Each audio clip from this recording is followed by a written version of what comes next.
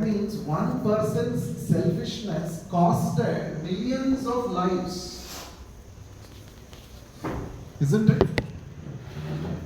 So when finally Duryodhana rejected and the peace proposal did not work out, then as a matter of duty, with no other recourse, Pandavas had to wage a war. And the inevitable battle of Kurukshetra took place. That means, here we see the root cause of the battle of Kurukshetra is the conflict between the divine will of Krishna and the selfish human will of Duryodhana. That itself is a conflict. When there is a conflict, right? It's a conflict. What is the genesis of the battle of Kurukshetra? The conflict between Krishna's divine will and Duryodhana's selfish human will. So there begins the battle. Now, the inevitable battle has been announced. Heroes, warriors on either side have assembled on the pilgrimage place of Kurukshetra, which became the battlefield. And now, Arjuna requests Lord Krishna, Senayor Ubhayor Madhye Ratham Sthapaya Mechyuta Yavadetan Niriksheham Yotsu Kaman Avasthitan. So Arjuna said, my dear Lord Krishna, I want to see who all have come to fight against me. I want to see, have a look at all those people against whom I should contend in this battle, in this great battle. Can you please take this chariot in between the two armies? Please park the chariot between the two armies. Senayor Ubhayor Madhye. Madhye means in between. And Krishna followed the order of Arjuna. See, Krishna being the Supreme Lord, he did not hesitate to carry out the orders of his dear friend and devotee Arjuna. That is another interesting thing. This you will find only in the Vedic conception of God. God is not somebody who is just sitting above in the seventh sky, sitting on a throne and just watching and passing curses and getting upset when people don't worship him. This is not the conception of God that is presented in the Vedic understanding. You will find this kind of a very limited and rudimentary understanding about God elsewhere in other scriptures of the world. But in the Vedic understanding, God is very, very approachable. He personally comes to set things right. He personally does so many things even though he need not do anything. Just by his willing, everything can happen. In the Bhagavad Gita, Krishna says, why do you think I am engaged in so many activities? Because I know people will follow my example in the future. And I don't want people to become lazy in the name of becoming my devotees. See, that means God is acting very responsibly to set the right standards. So Krishna, one of the names of Krishna is Achyuta. That's how Arjuna addresses Krishna as in the first chapter of the Bhagavad Gita. O Achyuta, please park this chariot in between the two armies so that I can see those people against whom I should contend in this great battle. What is the meaning of the word Achyuta? Achyuta means the infallible. One who never falls down from his position. Why is this name used? We should not think that, oh, now your God is a chariot driver. Oh, what is this? Your God has become chariot driver. He takes instructions from somebody. No. Even though he is playing the part of a chariot driver, he is still the Supreme Lord. To stress on this point, he is specifically addressed as Achyuta. Even though he comes to this material world, he may appear to be like one among us, but he is still in his spiritual position. His position is untouched as the Supreme Lord, as the Supreme Authority. Another meaning of the word Achyuta is one who never falls, one who never fails in his love and affection towards his devotees. So Krishna never failed in his affection towards Arjuna. When he needed him the most, he was right there to resolve his conflicts. So coming back to the conflict, So when Krishna was told like this, Krishna promptly parked the chariot in between the two armies. And when Arjuna had a look at all the different personalities assembled there, Arjuna was actually overwhelmed by compassion. Oh, these are all my worshipable superiors. Oh, this is Bhishma Deva who has shown me so much affection. I have never experienced the affection of a father because my father died at a very early age when I was a small boy.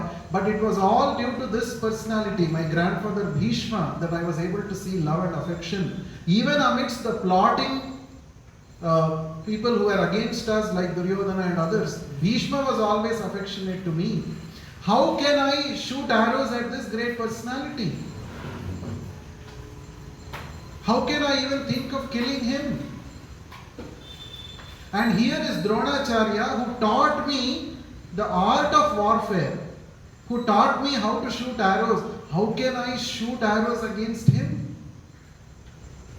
So there arose a conflict within the mind of Arjuna.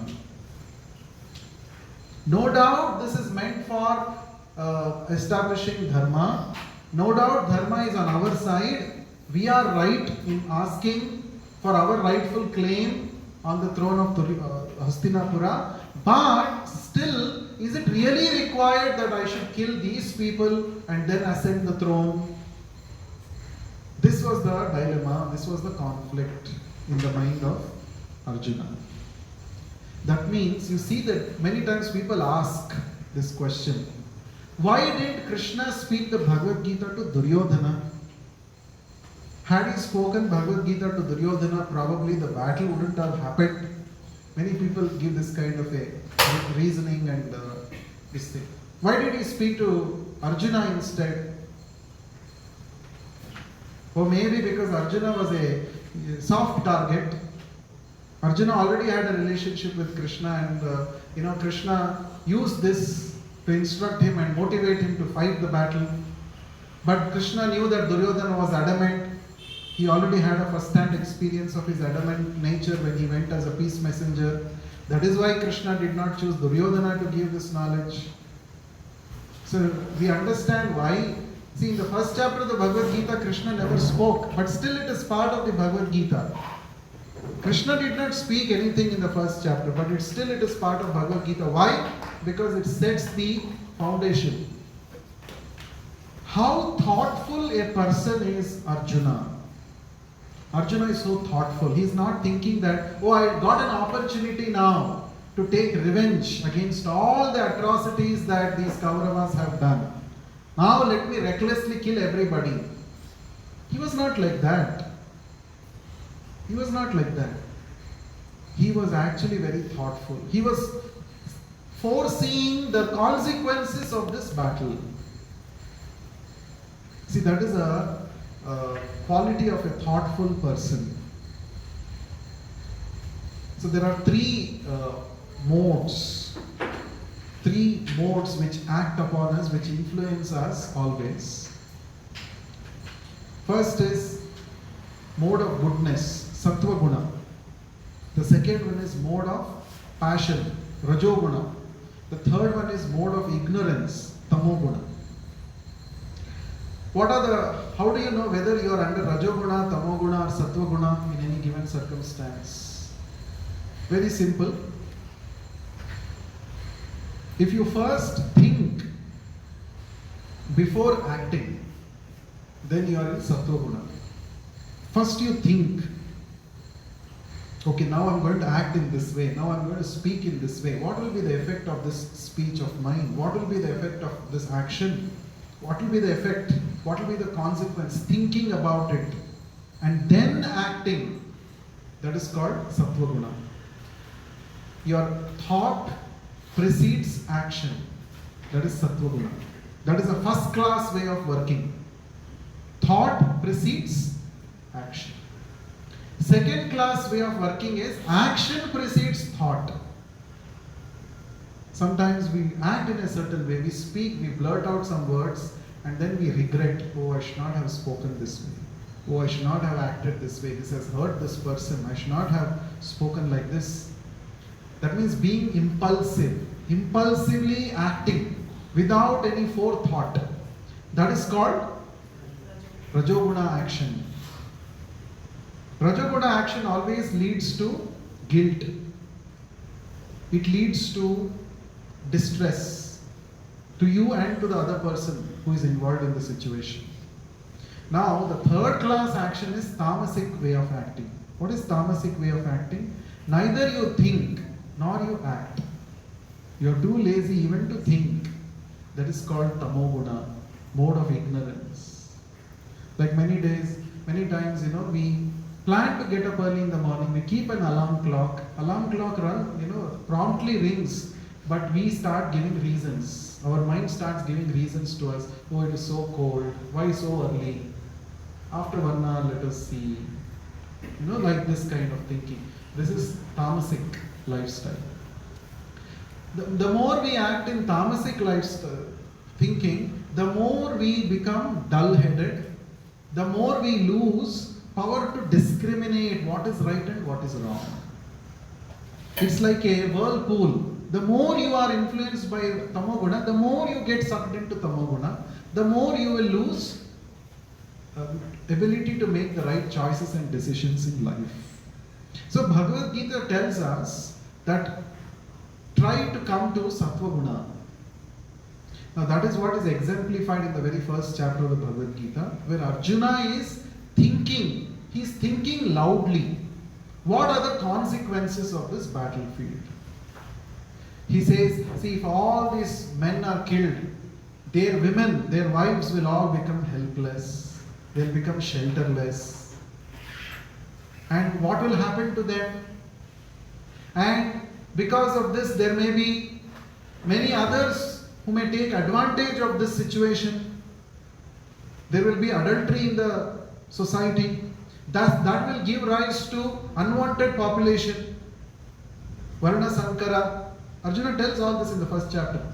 This will give rise to unwanted population who are not ready to follow the civilized codes of conduct. So they will not care for all the welfare activities that our ancestors have thought about in the past. All those welfare activities, Kula Dharma, Jati Dharma, all of this will be lost. There will be utter chaos in the society, and I will become the cause of all of these chaos and confusion in the society. Those, oh Krishna, those Kauravas, anyway they are greedy for power. So they are like that. They are so attached to material things. We are not like that. We know very well what is right, what is wrong. But why still we should get into this war? I don't see how any good can come to me by fighting this war. Even if I fight this war and win, there will be no relatives with me to rejoice and enjoy with me. Suppose you are calling for a party. Nobody comes to your party for celebration. You are alone cutting cake. How will it seem? So Arjuna is giving this reason also. Right? After we win this battle, our whatever we gain, the kingdom, the riches, the wealth, everything will be tainted with blood. So how can I fight? I think I should not fight. So if you see, all the reasons given by Arjuna appear to be very, very ethically upright, ethically, morally, 100% correct. Totally, Arjuna gives 5 reasons why he doesn't want to fight. 4 of them appear in the first chapter. The 5th reason comes in the beginning of the 2nd chapter. So all these reasons appear to be correct. But still Krishna doesn't agree. Anyway, the first chapter is called Arjuna Vishada Yoga. Vishada. Vishada means sorrow, lamentation. Arjuna is lamenting. He is lamenting. As though the war is over and already everyone is dead. Already so many problems have come up. He is thinking so much. In the future, he is thinking about the future now only. He is so overwhelmed. At one point of time he feels, see, I will become responsible for creating such an adharma in the society. By the very thought of this, his body begins to shake, quiver. His famous bow Gandiva slips from his hand. He's not able to, his mind is reeling, he says. So one easy way, easy solution that Krishna would have told is, oh Arjuna, so much you are thinking, so much you are affected, so much you are worried. Okay, you go. You quit the battle, go to Himalayas, become a yogi, so-called yogi, and you'll just do tapasya. He could have said that, and that would have been a great relief for Arjuna. Isn't it? It would have really been a great relief for him at that time.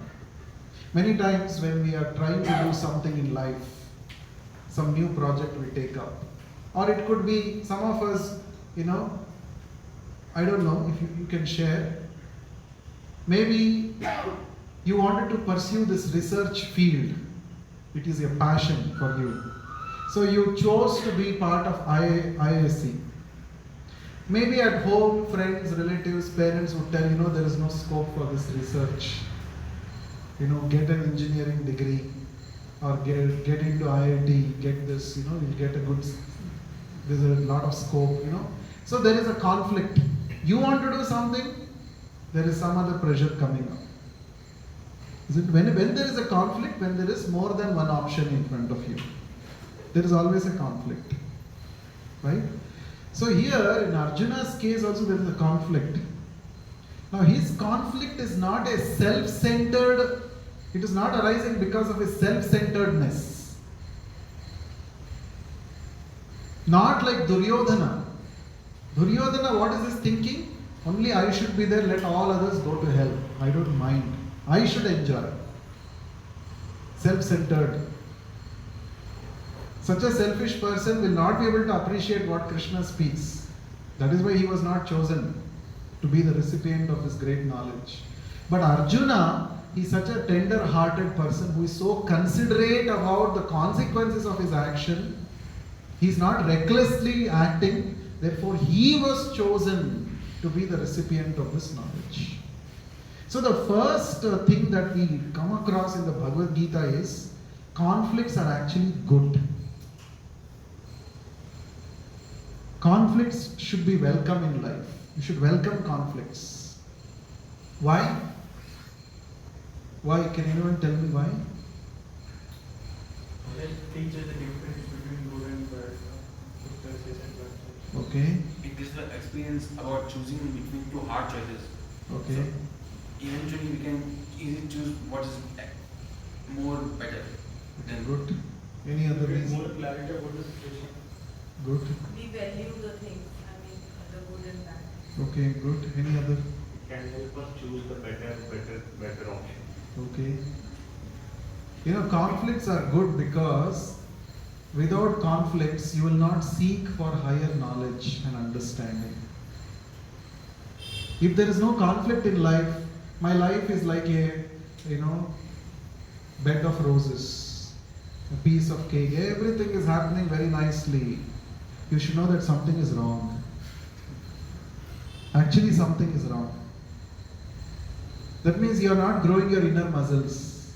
There is nothing which is challenging you. You are thinking life's good. There is no learning. What I think is correct is correct. Right? No. There is no learning. There is no growth. Conflicts are good because it challenges your assumptions of life. Conflicts put you into a circumstance where you start questioning your assumptions about life. I was thinking life should be this, but no, here is the situation. I am not able to apply this assumption in this situation. It is disturbing me a lot. What should I do now? Then you start seeking higher and higher knowledge. Your quest for enlightenment begins with conflicts in life. So conflicts are good. We should not run away from conflicts. Challenges are good. Yes, What do you all say? Peace. You may be saying it is very nice to say and hear, but to actually face a conflicting situation and challenge it is really difficult. I understand. I understand. So, as I was telling in one of previous classes also, that your life is all about your perspective. How do you look at things in your life? That decides the quality of your life, the direction of your life. So, one perspective is, oh, conflicts are bad, so much difficulty, I have to go through so much emotional turmoil. Why should I go through all these things? Chalo, let's run away, let's go away from this situation. That is one point of view. Another point of view, that alternate point of view that Bhagavad Gita is presenting is, no, it's a great opportunity to grow. In fact, people like Duryodhana will never run into conflicts because they are too proud, they are too adamant about changing their perspectives. They can't change. They can't even give it a thought. Forget about changing their point of view. They can't even give it a thought. They can't even consider that there could be another way of looking at things other than the way I have thought to be the best. Right? So that is why when you are too proud, you are not a right candidate for knowledge and enlightenment. When you are too proud about yourself, oh, I know everything. So when we have this understanding, I know everything, and we sit in the Bhagavad Gita class, nothing can help us. Not even Krishna can help us. Right? It's like upside down earthen pot. There's a lot of space. The earthen pot can take a lot of water. It has the capacity. But since it is upside down, it's not able to receive water and hold it. So Duryodhana people are like that. They have capacity to absorb, to think from a different point of view, but they don't want to. They are like upside down pot. So we should not be upside down pots in life. So only those who want to lead their life based on some standards, based on some value system, only they run into conflicts. Only they run into conflicts. Right? So those who are, adamant, those who are proud, they're always very confident. Whatever I'm doing is correct. Very confident. So therefore, too much confidence is not good. Sometimes we have to question our own decisions. There has to be some standard based on which I introspect, I question. So Arjuna was introspective. Therefore, Krishna chose him to give this knowledge. So now, how do we resolve conflicts in life? First of all, don't have a negative attitude towards conflicts. Number one, we already spoke about it, because it's an opportunity for you to grow. Second thing is, what is the cause of this conflict? You must try to sit down and think. Why I have got into this conflict? What is the reason? Say for example, can you give an example of a conflict that generally students of your age face? Any example, anybody can share. Any example of conflict? Science or commerce Okay, science or commerce or arts. or arts. Okay, any other? They give example. They say either coming to the session or attending a match, sport match. Okay. They have a family function or exam, so it like he attend the family function or attend. Sorry. Oh really? Family function or exam? Yes. Okay. I think this is little more relatable. Because all of us have come here, I think, through this conflict. Should I really go for this session? 3 sessions I attended. I didn't know I didn't get any benefit. I don't know. I don't see a halo on my head after attending 3 days. Every day I am chanting also. I never saw any such things. Again, 4th session they are asking me to come. Is my time really worth it? So some conflict. Or do I go with the majority of the people in the campus? Maybe go for a game or just enjoy the rain. You know, there are many other options also. Isn't it? So now why this? So this is a conflict. Let's take this as an example. Why this conflict? We have to question ourselves. Why do I have this conflict? I want all of you to answer. Why can somebody run into this kind of a conflict? When I think both may benefit me in some way. Yeah. So when you have an inclination towards both, right? Both are important in some way, right? I can go and spend some time in the gymkhana, right? Play some games, make some new friends, build my network in the campus. It's very important. I'm very new. It's also important. I have to also go and rejuvenate myself through some game. Some entertainment is required, isn't it? So it has its own benefit. So here, okay, 3 sessions I attended, though I could not understand fully what it was, but still, something is there in this. I think there is some stuff, so it can help me. So there are 2 opinions, right? So both appear to be correct. Both appear to be important. That is when you get into conflict. When you are 100% sure that this is faltu, this is useless, right? Like many people have, we invited them for this class, for this session. So many of them did not make it to the session because they thought it's a faltu, it's a useless, time waste, right?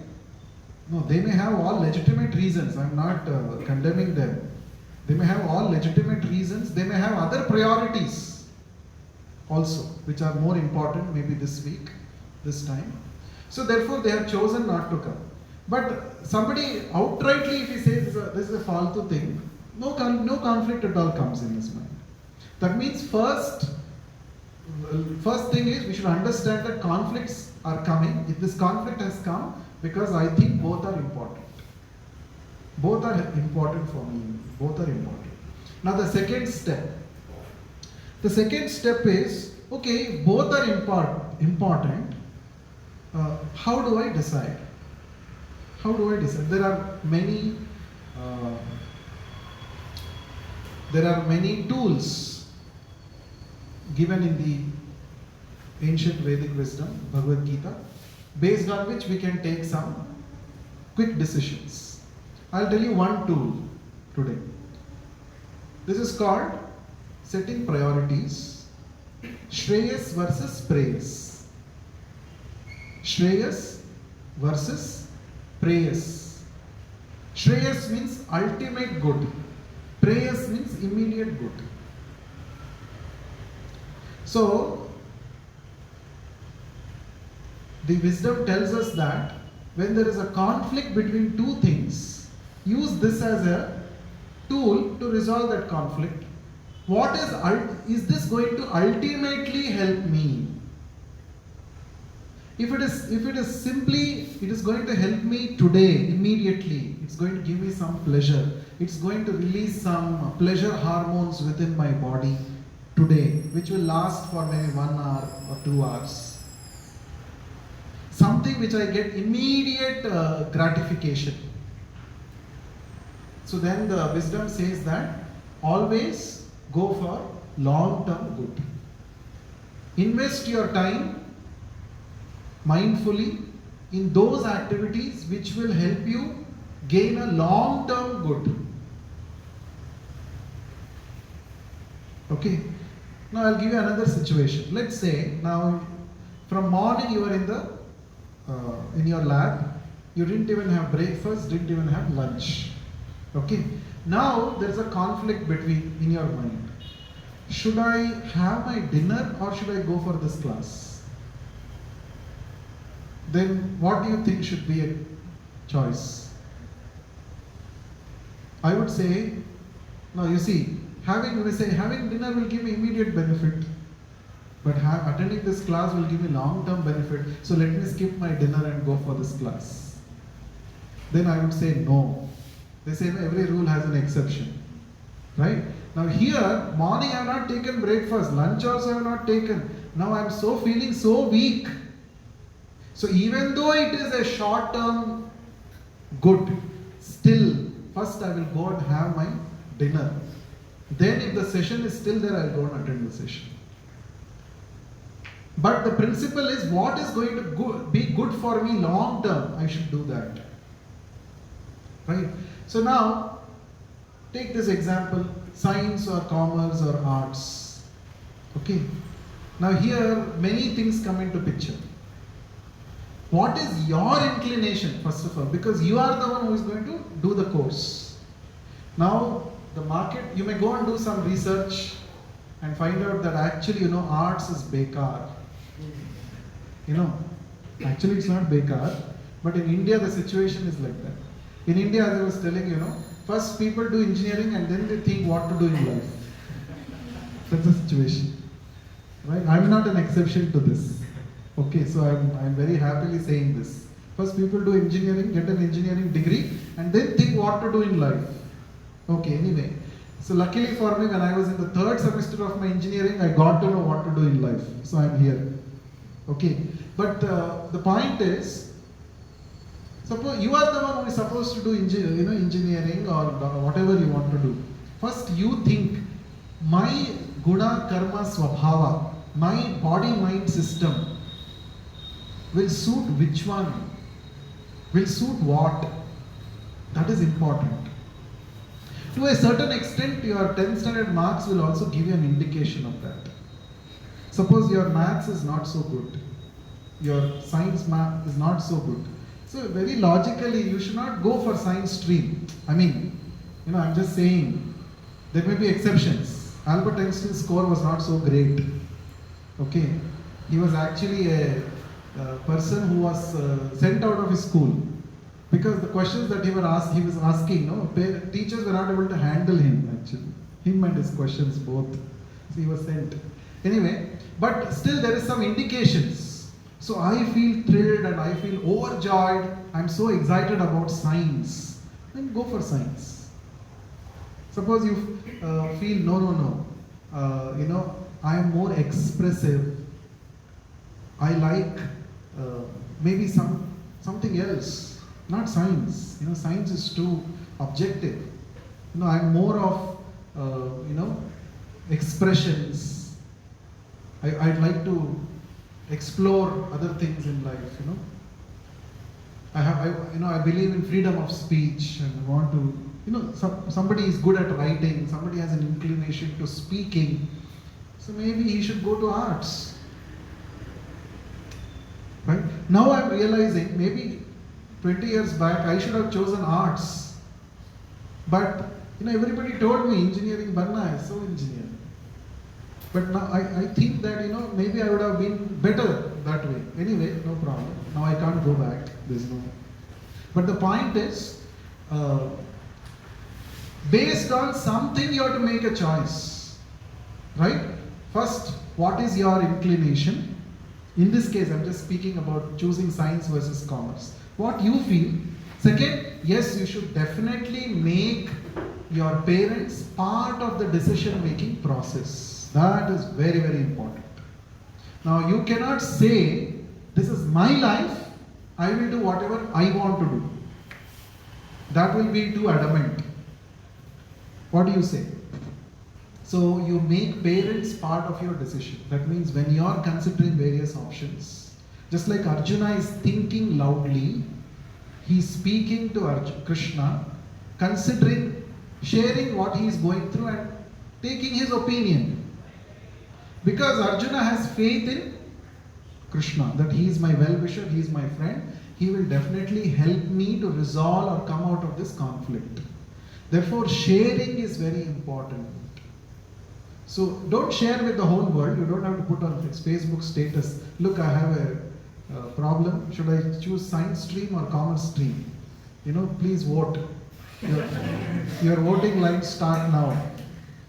Then you'll be super, you'll get more conflicts you will get after seeing the poll results. Right? That you don't have to do. You have an inner group of people who really matter to you. Take their opinion.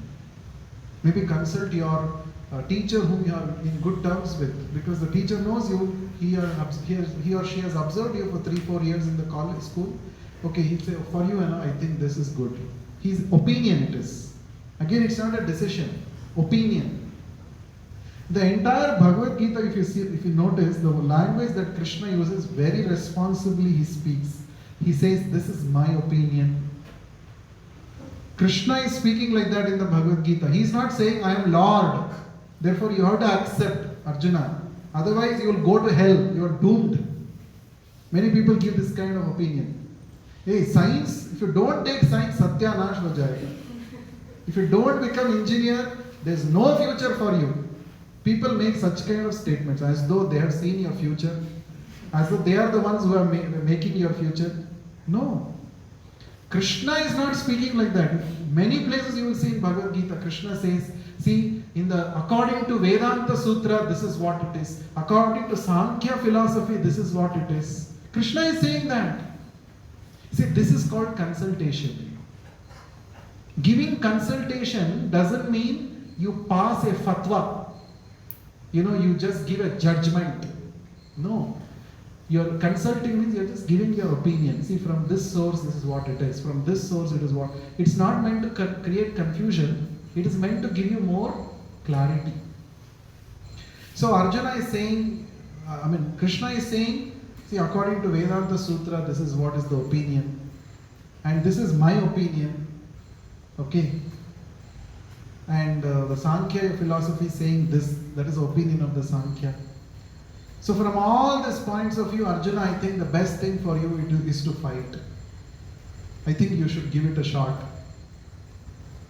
So logically he is saying. Second thing he is doing is emotionally he is also trying to convince Arjuna. How? So at the 11th chapter of the Bhagavad Gita, Krishna shows his Vishwarupa.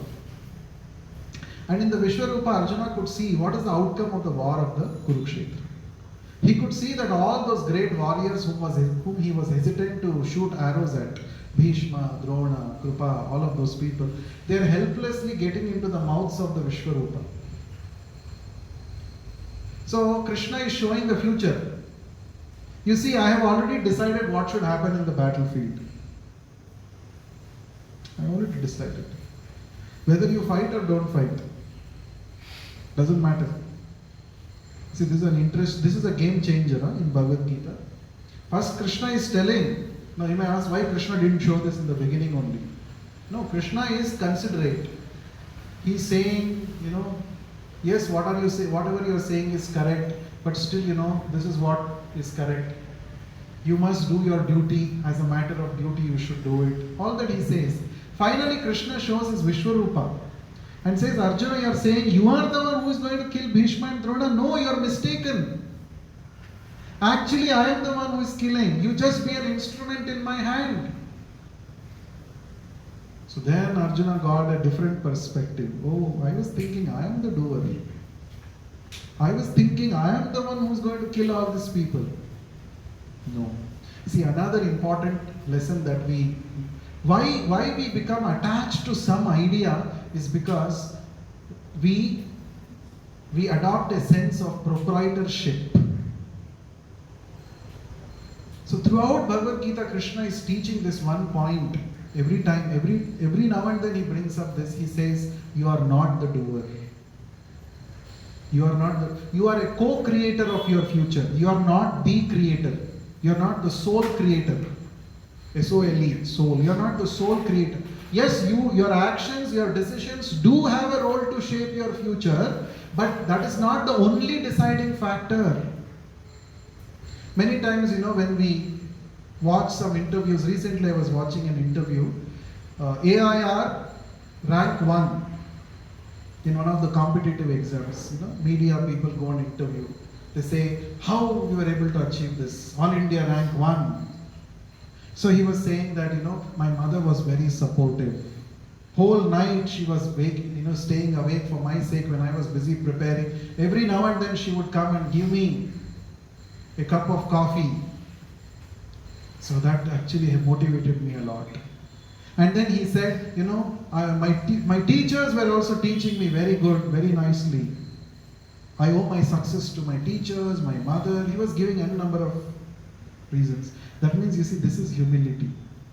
Of course, it's not somebody, you may say it's a ready-made speech he might have just prepared so that others will not feel bad. He mentions everybody's name. But that's not the idea. The idea is, behind your success, there are many, many forces acting. Some are seen forces, visible forces. Some are unseen, invisible forces. So that's why we should never think that I am the doer. Because of me only result has come. No. So many times why we get into one of the most bigger reasons why we get into conflicts is we have a sense of attachment, proprietorship towards what we love and what we want to do. So become detached from that point of view and see as an observer. You are not the doer. So as an observer, how can I perceive this in a different way? So finally, Arjuna was counseled by Krishna, and finally Krishna gives the ultimatum, ultimate instruction. He says, now Arjuna's point of view has changed. Initially he was only worried about how can I shoot arrows at Bhishma, Drona and all of those. But now he has become an enlightened person after hearing to Arjuna, Krishna. And after seeing the Vishwarupa, his paradigm has changed. See, once he sees the Vishwarupa, he starts, begging forgiveness from Krishna. Krishna, I was thinking you are my friend. The other day, both of us were sharing the bed.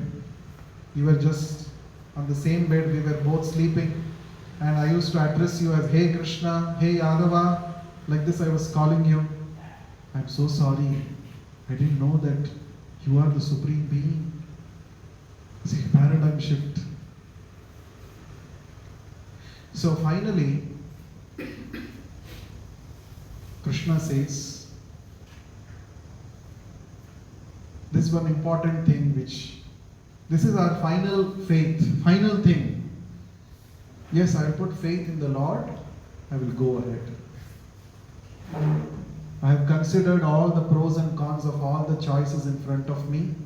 I have understood what are the pros and cons of this option 1, what are the pros and cons of commerce stream, what are the pros and cons of art stream, what are the pros and cons of science stream, everything I have given a good thought. I have also consulted people who really care for me.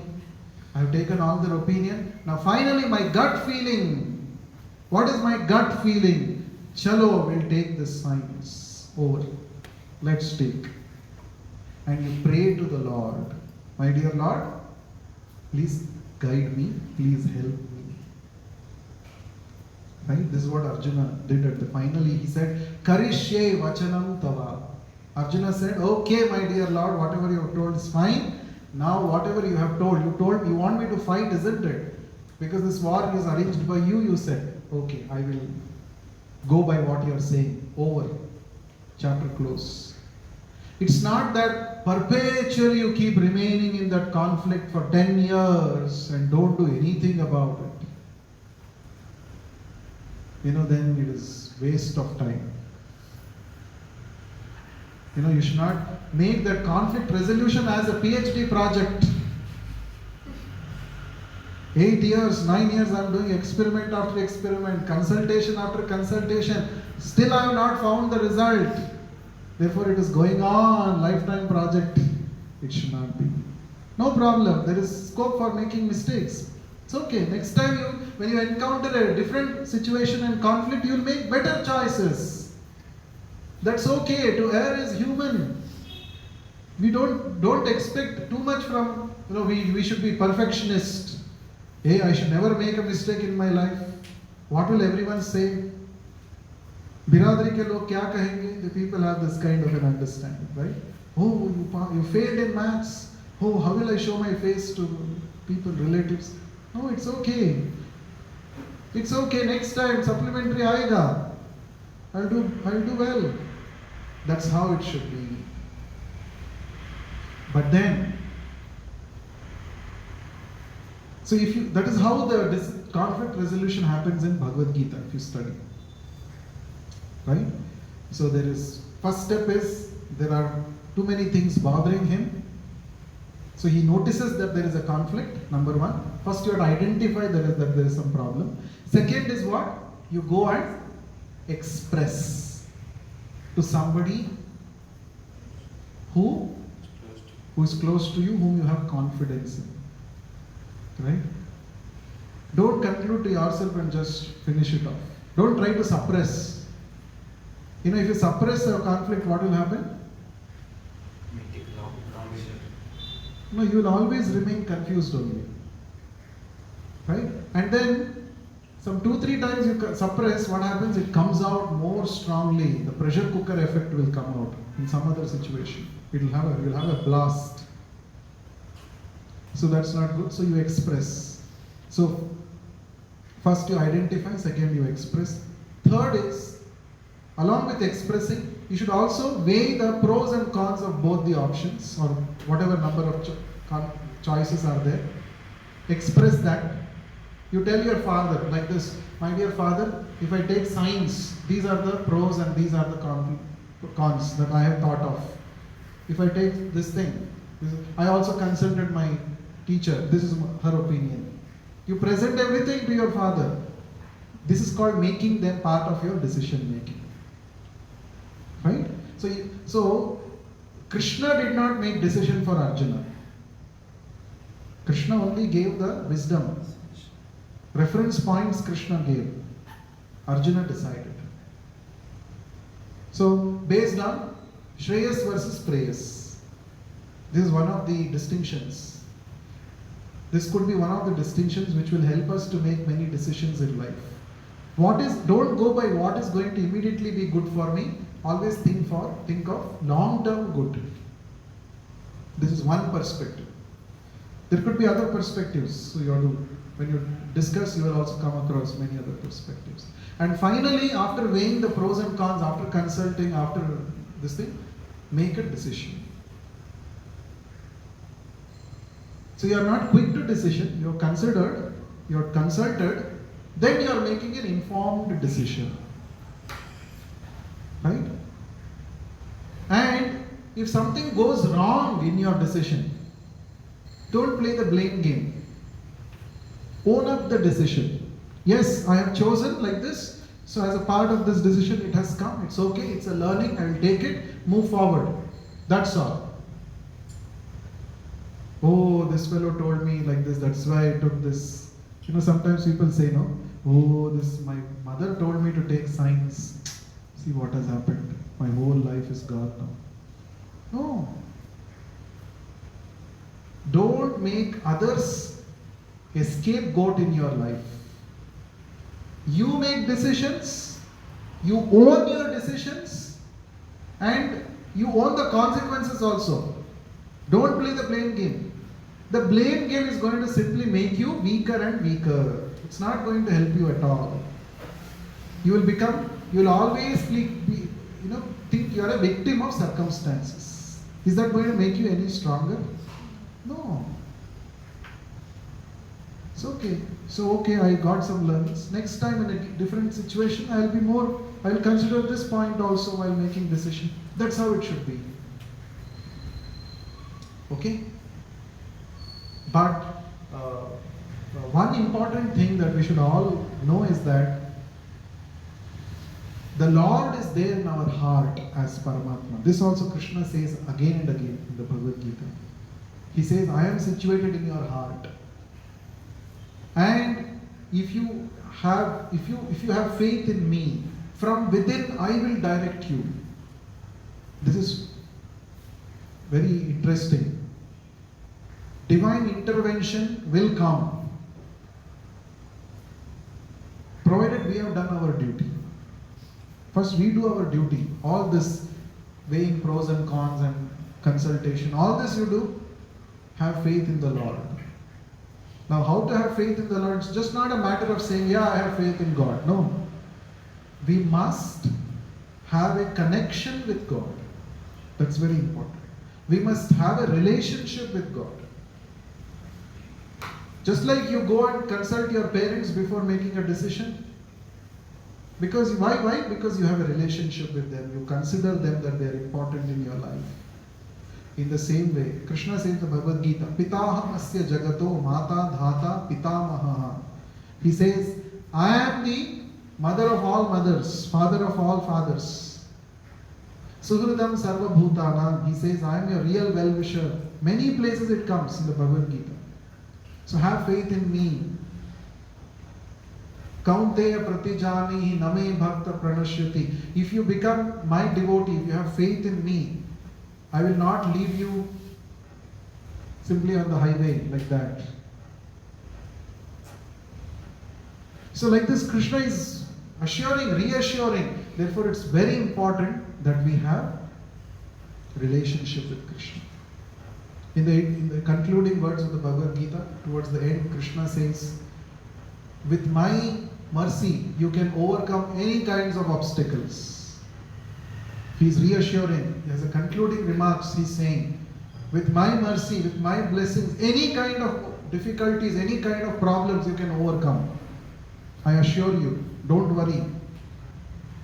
So who is that person who will tell you like this always in life? The one who really loves you.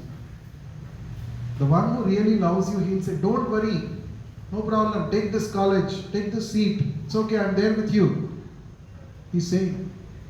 But the difference is, people whom we are relating to in this material world, they have their own limitations.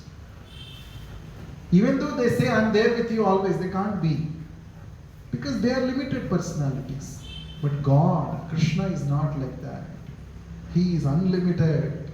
He has no limitations. He can be with you always, at all times. Therefore, if you connect with Krishna, Krishna will guide you from within. Any conflicts, any obstacles, you can easily overcome. This is the sum and substance of the first chapter of the Bhagavad Gita. So we'll stop here. Any questions anyone has? I have a question. Yes. You said that whatever decisions we are taking, okay, so we should bring our parents get involved. Okay, but many times or most of the times, like we and our parents are not on the same page. Okay, so they have different perspectives. Maybe their background is different. Okay, and our background is different.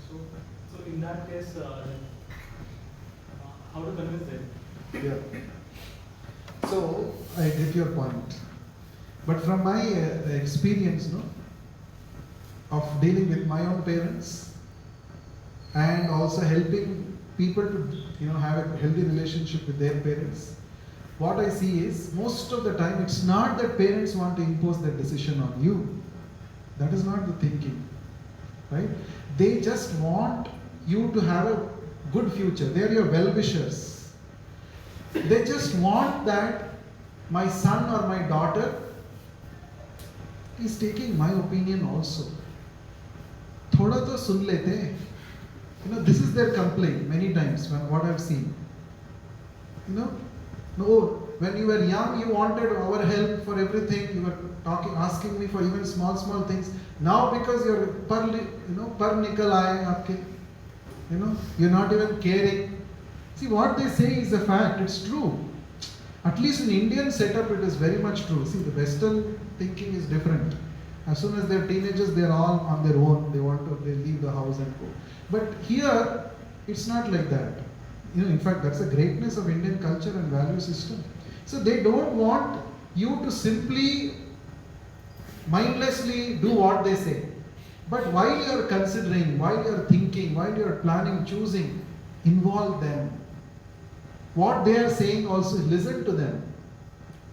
You don't have to 100% agree, you also present your points. And I'm sure, see, they are your well-wishers, they will consider your points. See, with love and affection, you can change anybody. With logic and debate, you can't change. If you have two options, you win a debate and lose the person. Second option is you lose a debate, win the person. See, out of 10 situations, 5 situations you listen to them. Remaining other 5 situations, they'll naturally be obliged to listen to you. This is human psychology. Oh no, in all 10 situations, my decision only should be final. No, then it is not, it is unreasonable. It is like Duryodhana. That means you are so confident that my decision will never go wrong. No one should be so confident. Unless he is God or a pure devotee who is directed by the Lord always. We should not be so. I may be wrong. So therefore, in 10 situations, out of at least 4 situations, you listen not to what you take, follow what your parents are saying. The remaining 5 situations, you take. But in all the 10 situations, it should be a combined decision. So this works, really works, I'm telling you. Try this. See, at the end of the day, they are also unhappy, you are also unhappy. What is the use? It should be a win-win. Oh, 5 situations, aapka sun liya. Ab 5 mera suno. Really? No, you don't have to count and tell them. But I'm just saying, they will also know. See, beta अच्छा है, उसने सुना है, in this situation he has taken my opinion. Good. Now let us give him a chance. He's also grown, mature. That's called making them part of your decision making. Okay? Any other question? Please distribute the beats. Any other question? Please distribute.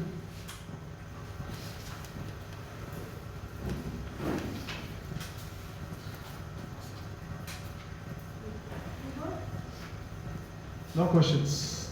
Okay. So how to resolve conflicts? Let me ask a question. List the benefits of both of them. Okay.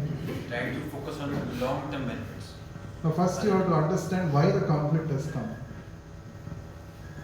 Why? The question why is important to be answered. That only you have to answer. And you should be... Okay, then you list pros and cons of all the available options. Then you consult. Consultation is very important. And then choose which has long-term benefit. Consult. Short. Make them part of your decision making. At least your parents, not any Tom, Dick and Harry on the street. You don't have to.